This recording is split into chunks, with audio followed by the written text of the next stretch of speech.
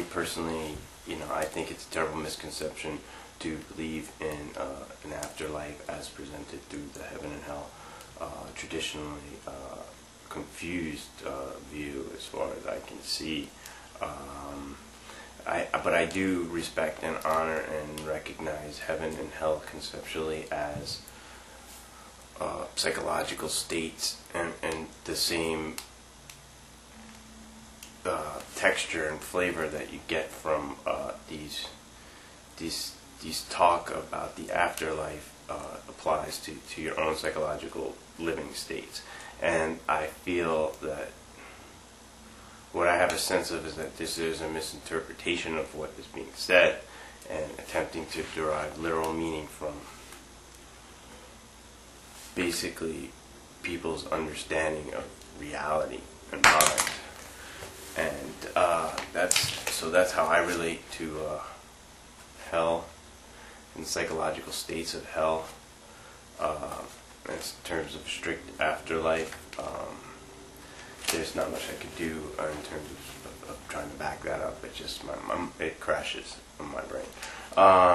But the one thing I thought was interesting was the analogy, and you have the first of all, I mean, you pretty much destroyed anyone pointing out that you're connecting disease and belief in this kind of crooked, not exact fashion.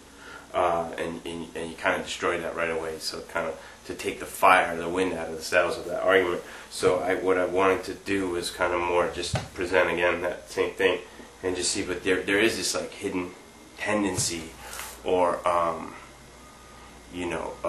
subconscious or subjective. I'm not trying to evoke Freud or anything, but there's something that's being chosen or directed, and why you would choose those analogies and those metaphors, and they're still telling, even if you can, tell us that, us as viewers consciously that this is not what you're saying. I mean, the mere fact that it's kind of like it's like what you're pulling this like almost like egoistic trick, pulling it on yourself because you're creating this thing, crashing it, and but it's kind of written all over it that there's something, and the way you're looking at belief and the way it's a sickness. I mean, when you said something about, there was one telling line that I felt kind of evoked it for in terms of message, was when you talked about the sickness of the mind that believes this exclusionary heaven, where few of us get in, kind of sick mind. And it's actually it is valid and it's interesting, and maybe all this is telling of my own mind and tendencies, but I think that's the point I'm trying to make is these tendencies and these kind of shows that we put up to keep everything working correctly so that we don't get challenged in what we're thinking. And it's easy to just say that people are approaching you in an irrational manner about concepts and what we're pointing to, which is not, doesn't always hold up in this rickety form of language that we've inherited from our ancestors. So, without trying to be abrasive in manner, I think the fascination with hell is so telling in terms of what might be going on for us behind the scenes with us that somehow we're unable to recognize. I mean, I don't know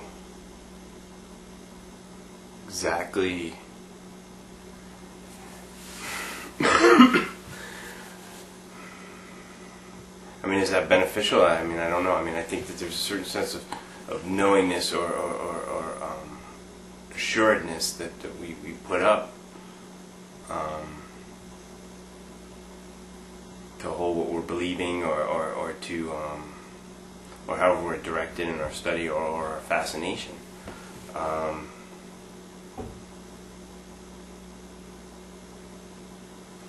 So it's just a question of being real. and maintaining that, that kind of sincerity. And not that I would ever question your sincerity, but again, it's almost as if, it's almost like there's two sides. Like when we're approaching a conversation like this, there's so much more happening.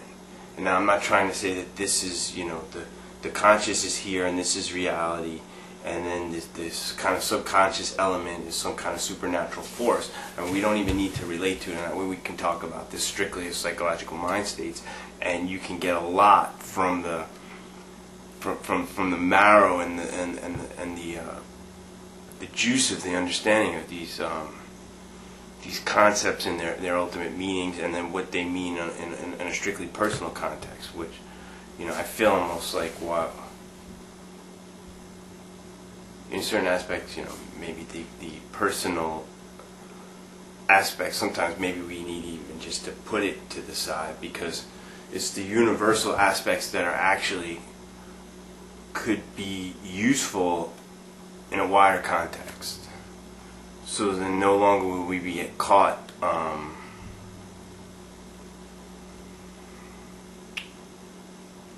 caught with whatever it is that we're so sure about,